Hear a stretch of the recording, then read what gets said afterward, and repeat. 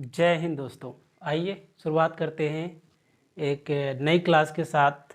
और आप लोग को जैसे कि पिछली क्लास में आप लोगों को पढ़ाया गया था, जंतुओं के संघ के बारे में पढ़ाया गया था। तो आज हम शुरुआत करेंगे जो है वर्टिब्रेटा के बारे में पढ़ाएंगे, जो कि कार्डेटा में ही आता था। कार्डेटा में आपको कुछ बताया गया था, लेकिन उसमें जैसे कि कार्डेटा के अलग अलग वर्ग हैं ना, तो कार्डेटा में काफ़ी जीव आ जाते हैं। जैसे कुछ कशेरुकी भी होते हैं और कुछ आकशेरुकी भी होते हैं। तो आइए आज की क्लास शुरुआत करते हैं और एक नई ऊर्जा के साथ।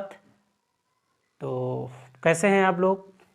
और क्लास शुरू करने से पहले आप लोगों को नव वर्ष की हार्दिक शुभकामनाएं, और उसके साथ जो आपकी नई उम्मीदें हैं, जो आपका नया मंजिल है, जो आप सपना देखे हैं, उसको इस साल ज़रूर पूरा करें। आइए शुरुआत करते हैं क्लास। टेक्सोनॉमी, जिसका मतलब वर्ग की। इसका मतलब हमने आपको पहले ही बताया था कि विज्ञान की वह शाखा जिसके अंतर्गत हम वर्गीकरण का अध्ययन करते हैं, उन्हें हम वर्गिकी के नाम से जानते हैं। वर्गिकी के जनक कौन है? Carolus Linnaeus. तो उसी के सिलसिले में जो है कि इसी तरह से लगातार आपका जो है टेक्सोनॉमी का लेक्चर चल रहा है। और जैसा कि अब आप लोगों को जंतुओं के अलग अलग वर्गों के बारे में बताया जाएगा। यहाँ पर देखिए, पहला है मत्स्य, जिसको हम फिश या फिर इन्हें हम मछली, जिसके अंतर्गत मछलियाँ आती हैं, उनके बारे में है। तो पहला वर्ग ये है। तो यहाँ देखिए, जितने भी मत्स्य होते हैं वो सल्क युक्त त्वचा होती है। सल्क युक्त त्वचा होती है मतलब उनके शरीर पर सल्क पाए जाते हैं। और ये सल्क क्या करते हैं कि पानी में रहकर, ठीक है, इनको पानी से एक तरह से जो है कि सुरक्षा प्रदान करते हैं जो पानी में है। तो ऐसे मत्स्य वर्ग के जितने भी जंतु हैं, उन सभी के जो है कि शरीर पर सल्क युक्त त्वचा होती है। और दूसरा पॉइंट है कि ये होते हैं असमतापी। असमतापी का मतलब होता है कि ये अपने टेम्परेचर को मौसम के अकॉर्डिंग नहीं चेंज कर सकते हैं, अर्थात इनके बॉडी का जो टेम्परेचर है वो फिक्स नहीं होता है। तो फिक्स जिनका टेम्परेचर नहीं होता है उन्हें हम असमतापी कहते हैं। दूसरा है कि इनका हृदय जो होता है द्विकक्षीय होता है। कक्षीय का मतलब होता है कि इनकी जो हृदय में जो वेश्म होते हैं, जो चेंबर होते हैं, वो दो होते हैं। जैसे कि मनुष्य के हृदय में 4 चेंबर्स होते हैं ना, दायालिंद, दायानिलय, बायालिंद, बायानिलय। तो अलग अलग चेंबर्स होते हैं ना बच्चों। तो यहीं पर जो है कि ये द्विकक्षीय होते हैं, मतलब इनके जो है कि हृदय में 2 वेश्म पाए जाते हैं, एक अलिंद एक निलय। और यहाँ देखिए दोस्तों, फिर ये अंडज होते हैं। अंडज का मतलब होता है कि ऐसे जुधारी जो अंडे का उत्पादन करते हैं, अंडे देते हैं। और जैसे कि इसमें रोहू है, तो रोहू के बारे में जानते हैं। इसके बाद टाइना है, ठीक। तो यहाँ पर रोहू को जानते हैं। तो रोहू का जो वैज्ञानिक नाम है वो क्या है? लोबियो। लोबियो है उसका वैज्ञानिक नाम। क्या है रोहू का? लोबियो है। तो वर्टिब्रेटा के अगली कड़ी में हम चलते हैं। दूसरे नंबर यहाँ है साइक्लोस्टोमेटा। स्टोमेटा का मतलब समझते हैं बच्चों? पत्तियों की निचली सतह पर जो छिद्र पाए जाते हैं ना, तो ऐसे जीवों में भी क्या है कि इनके ऊपरी वाले भाग में छिद्र पाया जाता है, ठीक है। इसीलिए इन्हें बोलते हैं साइक्लोस्टोमेटा। इसमें जंतु आते हैं, ऐसा मत समझना कि जो है कि इसमें पौधे की बात कर रहे हैं। मतलब यहाँ स्टोमेटा आ गया है ना, तो स्टोमेटा के बारे में बता रहे हैं आप लोगों को। दूसरा क्या है, देखिए क्या कर रहे हैं। साइक्लोस्टोमेटा में क्या है? जबड़े रहित कशेरुकी, अर्थात इनके पास जबड़े नहीं पाए जाते हैं, परंतु क्या होते हैं? कशेरुकी होते हैं। ईल के आकार का शरीर होता है। ईल का आकार मतलब इसका पतला शरीर होता है, ठीक है। यानी कि मछली का जैसा शेप होता है, ठीक उसी तरह होता है। मछली की ही प्रजाति है। तो सल्क रहित चिकनी त्वचा इनकी, जो जैसे कि इसमें सल्क युक्त त्वचा थी, परंतु इसमें जो है कि सल्क नहीं पाए जा रहे हैं, लेकिन इनकी त्वचा क्या होती है? चिकनी होती है, सल्क रहित चिकनी त्वचा। जैसे इसमें लैम्प्रे आ गया। तो लैम्प्रे जो होता है ये क्या करता है कि जब ये लार्वा देना होता है तो ये नदियों में चला आता है। जब इसमें ऐसा होता है तो इसका जीवन काल यहीं पे समाप्त हो जाता है, लेकिन इसके जो लार्वे होते हैं वो समुद्र में पुनः जाकर ग्रो करते हैं। फिर उसके बाद हैग फिश है। इसमें ये मछलियाँ आती हैं, लैम्प्रे और हैग फिश। इनमें जबड़े नहीं होते हैं बच्चे, तो ये है साइक्लोस्टोमेटा। तो यहाँ पर समझना होगा ना कि ये जबड़े रहित होते हैं, पहला पॉइंट। दूसरा पॉइंट ईल आकार शरीर होता है। तीसरा पॉइंट है सल्क रहित चिकनी त्वचा, लैम्प्रे, हैक, मछली। समझ में आया बच्चों? बस अभी क्या है ना कि अभी शॉर्ट चल रहा है, तो आप लोगों को ऐसे पॉइंट टू पॉइंट समझना होगा। फिर हम आगे बढ़ते हैं। जल स्थल चर, जिन्हें हम उभयचर के नाम से भी जानते हैं। क्या जानते हैं बेटा इन्हें? उभयचर। उभयचर भी इन्हें कह सकते हैं, उभयचर। एम्फीबियन, तो ऐसे जुधारी जो पानी में भी रहते हैं और स्थल पे रहते हैं, तो ऐसे जुधारियों को हम जल स्थल चर कहते हैं, या फिर इन्हें उभयचर के नाम से जानते हैं। आइए देखते हैं, आगे समझते हैं बच्चों इसको। इसमें श्लेष्म ग्रंथियां युक्त त्वचा होती है। इनकी जो त्वचा होती है श्लेष्म युक्त। श्लेष्म युक्त का मतलब होता है, श्लेष्म मतलब चिकना। क्या होता है दोस्तों? चिकना। श्लेष्म ग्रंथियां होती हैं जो इनके ऊपरी त्वचा को क्या करता है कि चिकना बनाए रखता है। तो कभी देखो, अगर जैसे कि मान लो कि अगर मेढक के ऊपर अचानक अगर पैर पड़ जाता है तो बड़ी फिसलन भरी होता है। तो इनके ग्रंथियों पे यही कारण है कि इनके जो त्वचा होती है, इनके बाहरी त्वचा पर जो है क्या पाया जाता है? श्लेष्म युक्त ग्रंथियां होती हैं। त्रिकक्षी हृदय, मतलब इनके हृदय में चार चेम्बर नहीं, सॉरी, इनके जो हृदय में 3 चेम्बर्स होते हैं, अर्थात ये त्रिकक्षी होते हैं। उसके बाद फेफड़ा है और इसमें एक वृक्क होता है। वृक्क मतलब किडनी, फेफड़े जिसके द्वारा सांस लेता है। जल स्थल दोनों पर निवास, अर्थात ये जल में भी निवास कर लेते हैं और स्थल पे भी निवास कर लेते हैं। इसमें आने वाला जैसे कि इसमें हो गया मेढक, जिसका वैज्ञानिक नाम है राना टिग्रीना। फिर इसके अलावा एक मेढक और है टोड। ये खासकर घरों में जहाँ पर कूड़ा कबाड़ा हो, या फिर जहाँ पर जो है कि दीवार पे जो है कि ईंट वगैरह रखी हो, तो उसके नीचे या मिट्टी के अंदर भी रह लेता है। इसका वैज्ञानिक नाम है बीफो और इसका नाम है राना टिग्रीना। तो इनकी अंदर एक खासियत होती है बच्चे की, ये ऐसे जुधारी होते हैं जो पानी भी रह लेते हैं, स्थल भी रह लेते हैं। और मेढक जो होता है वो त्वचा के द्वारा भी सांस लेता है और फेफड़े के द्वारा भी सांस लेता है। यहाँ तक साइंस में लिखा गया है कि मेढक एक ऐसा प्राणी है जो जीवन भर पानी नहीं पीता है, बल्कि पानी का अवशोषण करता है। बात समझ में आया बच्चों? तो मेढक जो है ना वो पानी नहीं पीता है, बल्कि क्या करता है? पानी का अवशोषण करता है। तो यहाँ टोड है, इसको जितना ही छूते जाओ ना फूलता जाता है, फूलता जाता है, कहता है कि भाई मुझे क्यों टच कर रहे हो। उसी तरह से मेढक है, इसके ऊपर पैर पड़ता है तो फिसल जाता है। ठीक है, हालांकि ये हमारे नेचर के लिए बहुत ही उपयोगी जीव हैं, मेढक और सांप। और जो सांप है, ठीक है, जो सांप है वो मेढक के ऊपर डिपेंड रहता है, और जो मेढक है वो छोटे मोटे कीड़े मकोड़ों के ऊपर निर्भर होता है। और इसी तरह से जो कह सकते हैं खाद्य जाल है, जो आपका खाद्य श्रृंखला है, इन्हीं की सहायता से आगे बढ़ता है। तो ये तो रहे उभयचर, ऐसे प्राणी जो जल में भी रहें और स्थल पे रहें। तो ऐसे जुधारियों को हम क्या बोलते हैं? उभयचर बोलते हैं, या फिर जल स्थल चर कहते हैं। इंग्लिश में इनको एम्फीबियन के नाम से जाना जाता है। तो बात समझ में आई?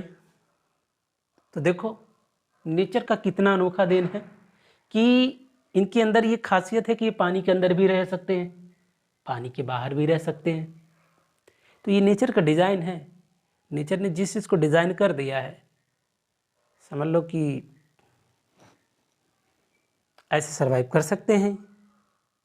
तो यहाँ पर ऐसे जीवधारी हो गए जिन्हें उभयचर के नाम से जानते हैं। फिर आगे देखते हैं बेटा सरीसृप। सरी मतलब रेंगने वाले, सरीसृप ना रेंगने वाले जीवों की बात करते हैं। तो ये सभी क्या हैं? असमतापी होते हैं। असमतापी का मतलब हमने आपको पहले ही बताया कि इनके बॉडी का टेम्परेचर क्या है? फिक्स नहीं है ना? तो इनके बॉडी का टेम्परेचर फिक्स नहीं है। सल्क युक्त त्वचा, इनकी त्वचा पर सल्क पाए जाते हैं। और जैसे कि सांप हो गए ना, तो सांप जो है कि सांप के ऊपर जो है कि सल्क पाया जाता है। फिर इनका जो हृदय होता है वो 3 वेस्मिक होते हैं, 3 कक्षीय होते हैं। अर्थात कहने का मतलब है कि इनके हृदय में 3 वेस्म, 3 चैम्बर्स होते हैं। कठोर कवच युक्त अंडे, इनके अंडे के ऊपर कठोर कवच होता है जो कि कैल्शियम कार्बोनेट का बना होता है। किससे बना होता है बच्चों? कैल्शियम कार्बोनेट, जो कि बाह्य पर्यावरण से इनकी सुरक्षा प्रदान करता है। अब इसमें एग्जाम्पल के तौर पे जैसे कछुआ हो गया, फिर यहाँ पर छिपकली हो गया, मगरमच्छ हो गया। अब मगरमच्छ की एक खासियत और है बच्चों, जैसे कि हमारा ये नीचे वाला जो जबड़ा है ना, तो ये काम करता है, ये गति करता है। ऊपर वाला जो है कि वो अपनी जगह पर फिक्स होता है।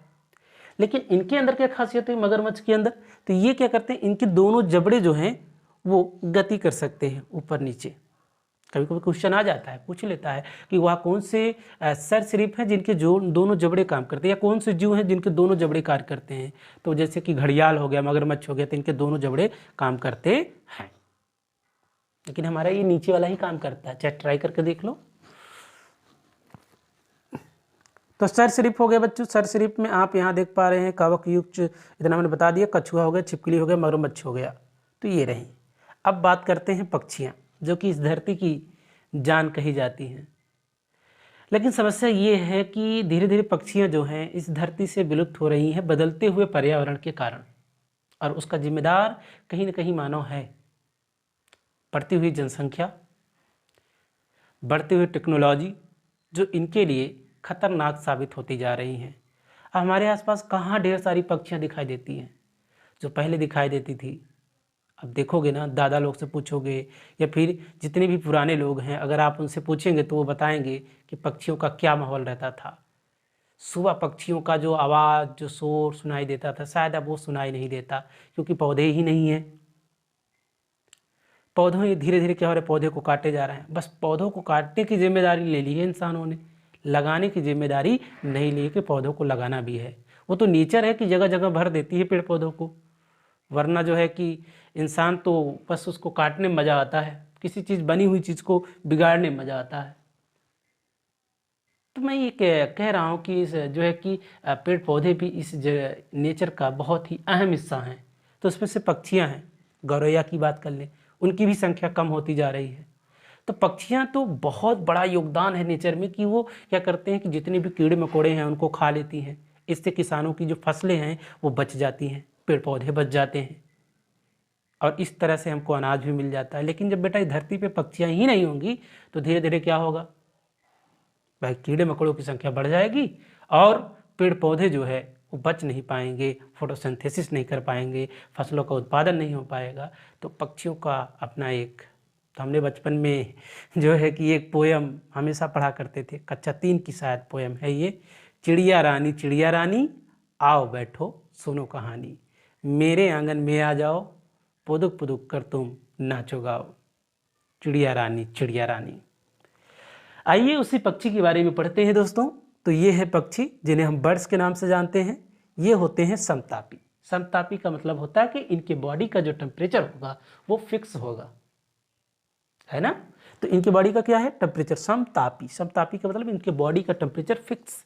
जैसे मानव का जो है कि बॉडी का टेम्परेचर फिक्स है ना 37 डिग्री सेल्सियस, उसी तरह से पक्षियों का भी जो बॉडी टेम्परेचर है वो क्या होगा, फिक्स होगा। इनके हृदय में 4 वेश्म होते हैं, 4 कच्ची हृदय होते हैं, परों से ढका शरीर होता है। इसमें सभी के सभी पक्षी आते हैं। कुछ ऐसे पक्षी होते हैं जो उड़ते हैं, कुछ पक्षी ऐसे हैं जो जमीन पे दौड़ते हैं। जैसे कि ना उड़ सकने वाली पक्षी क्या है, शुतुरमुर्ग है, कीवी है, एमू है। तो ये सब पक्षियां उड़ नहीं पाती हैं, लेकिन जमीन पे बहुत तेजी से भागती हैं। अगर नेचर उससे उनसे अगर कुछ ले लेता है तो उसके बदले में उन्हें दे भी देता है ना, नेचर की तो ये क्वालिटी है।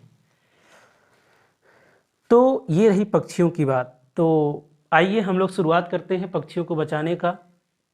हम उम्मीद करते हैं कि जो है कि जितनी भी पक्षी हैं उनको बचाया जाए, और इस धरती के जो अहम हिस्सा हैं, और इस चीज़ को सभी भारत देशवासियों को समझना होगा, और सभी पूरे विश्व को समझना होगा कि पक्षियों को बचाना कितना ज़रूरी है। और इसके लिए हम ज़्यादा से ज़्यादा पेड़ पौधे लगाएं जो उनको बसेरा है। आइए हम पक्षियों को बचाएं। तो समतापी, 4 कच्ची हृदय, परों से ढका सभी पक्षी। स्तनपायी मतलब स्तनधारी, जिसमें कि हम लोग आते हैं। ये भी समतापी होते हैं। इनके बॉडी का टेम्परेचर क्या होता है? फिक्स होता है। और इनके हृदय में 4 वेश्म होते हैं, दाया निलय, बायां अलिन, बाया अलिन, बाया निलय।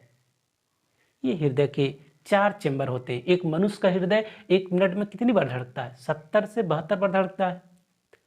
उसी तरह से एक शिशु का जो भ्रूणावस्था में जो हृदय की जो उसका एक रिदम होता है वो कितना होता है? उसकी धड़कनें कितनी होती हैं?